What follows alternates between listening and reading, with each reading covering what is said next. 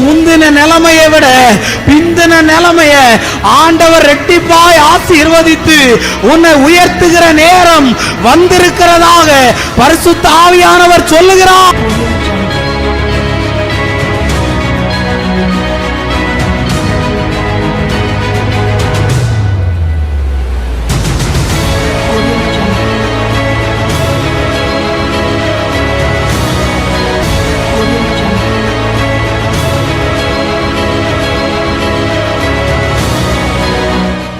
கர்த்தருக்குள் அன்பான தேவ பிள்ளைகளே, ஆண்டவரும் இரட்சகருமாகிய இயேசுவின் நாமத்தில் உங்களுக்கு என் அன்பின் வாழ்த்துக்கள். இந்த காலை நேரத்திலையும் யோவான் எழுதின சுவிசேஷம் 15வது அதிகாரம் அதனுடைய 5வது வசனத்தினுடைய பின்பகுதியை வாசிக்கிறேன். என்னாலே அல்லாமல் உங்களால் ஒன்றும் செய்யக்கூடாது என்று எழுதியிருக்கிறத பார்க்க முடியும். இதுதாங்க இன்னைக்கு உண்மை. இயேசு தன்னுடைய சீஷர்களை பார்த்து, தன்னிடத்திலே வந்த ஜனங்களை பார்த்து சொல்லுகிறார், என்னாலே அல்லாமல் உங்களால் ஒன்றும் செய்ய முடியாதுன்னு. இன்னைக்கு என் திறமையினால நான் எல்லாத்தையும் செஞ்சிருவேன்னு நிறைய பேர் சொல்றாங்க. நிறைய பேர் என் கெத்து என்னன்னு தெரியுமான்னு சொல்றாங்க. நிறைய பேர் என்னால இதையெல்லாம் பண்ண முடியும்னு ரொம்ப கான்ஃபிடண்டா சொல்றாங்க. ஆனா என்னால ஒன்றை உங்ககிட்ட சொல்ல முடியும், அவர் இல்லாம என்னால ஒண்ணுமே பண்ண முடியாது அப்படின்னு எனக்கு தெரியும். அப்படி நான் ஏதாவது ஒன்ன பண்றதா இருந்தா அதுக்கு முழுக்க முழுக்க காரணம் அவராதான் இருப்பார். ஏன் அப்படி சொல்றாரு தெரியுமா? நம்மளை அவர் ஒரு கொடியா ஒப்பிடுகிறார். கொடியை பார்த்திருக்கீங்களா? ரொம்ப சாஃப்டாதான் இருக்கும். அந்த கொடி எப்பனாலும் முறிஞ்சு போயிடலாம், ஸ்ட்ராங்காவே நிற்க முடியாது. அந்த செடி நம்ம கூட இருந்தா மாத்திரம்தான் அது ரொம்ப ஸ்ட்ராங்கா நிற்கும்.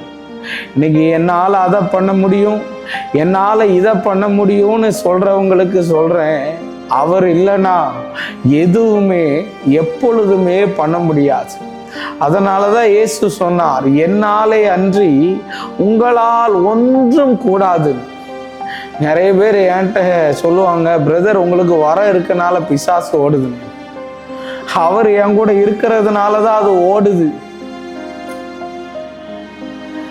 என் நாமத்தினால ஜெபம் பண்றேன்னு சொன்னா அந்த பிசாசு என்னை அடிச்சிரும். இயேசு என்கிற நாமத்தை யூஸ் பண்றதுனாலதான் அதெல்லாம் பார்த்து பயப்படுது.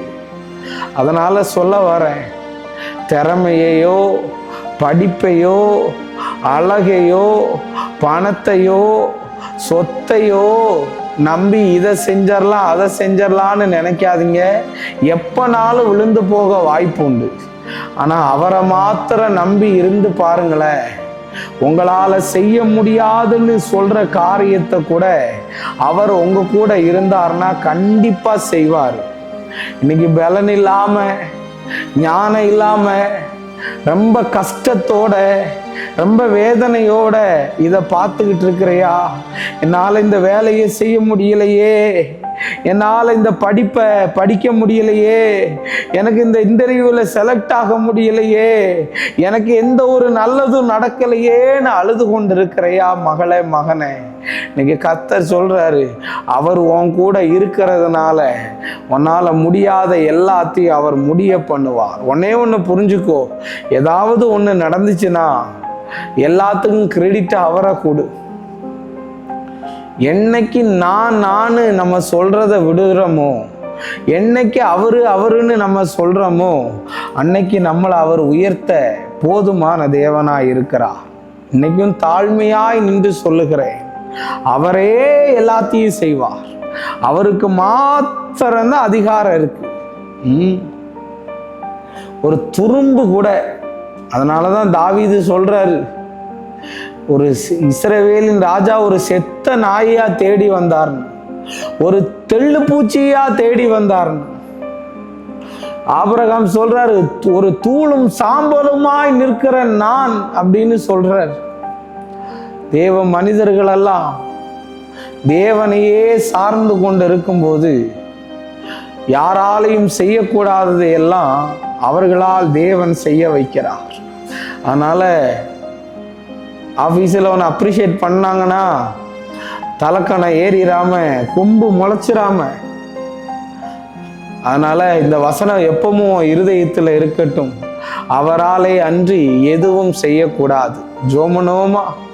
அன்பான நல்ல ஆண்டவரே, இந்த நேரத்துக்காக உமக்கு நன்றி சொல்றேன். நீர் எங்களோடு பேசின ஆழமான சத்தியங்களுக்காய் நன்றி.